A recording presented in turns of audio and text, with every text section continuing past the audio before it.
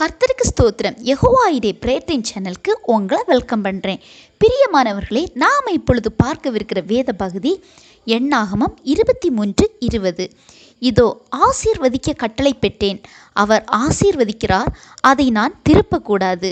இந்த வசனமானது எப்போது சொல்லப்பட்டதுன்னா, இஸ்ரவேல் ஜனங்கள் மோவாபின் சமமான வெளிகளில் பாளையம் இறங்கிய போது பாலாக் என்னும் ராஜா இஸ்ரவேல் ஜனங்களை பார்த்து கலக்கமடைந்து பிலேயாம் என்னும் தேவ மனிதனை அழைத்து இஸ்ரவேலரை சபிக்க கூறிய போது இடையில இன்னும் சில சம்பவங்கள் நடக்கிறது. கடைசியாக பிலேயாம் கூறும் வார்த்தை இது: இதோ ஆசீர்வதிக்க கட்டளை பெற்றேன், அவர் ஆசீர்வதிக்கிறார், அதை நான் திருப்பக்கூடாது.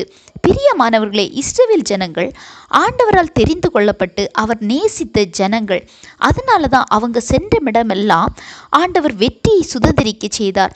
இதனால தான் பாலாக் என்னும் ராஜா இவங்களை பார்த்து கலக்கமடைகிறான்.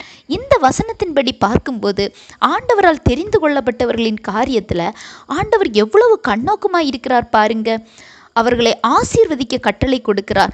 இது போல தான் நமது காரியங்களில் நமது தேவன் எப்போதும் கண்ணோக்கமாய் இருக்கிறார். அவரால் தெரிந்து கொள்ளப்பட்ட நம்மை எந்த ஒரு தீமைக்கும் மனிதர்களின் பிரச்சனைக்கும் விட்டு கொடுக்க மாட்டாங்க.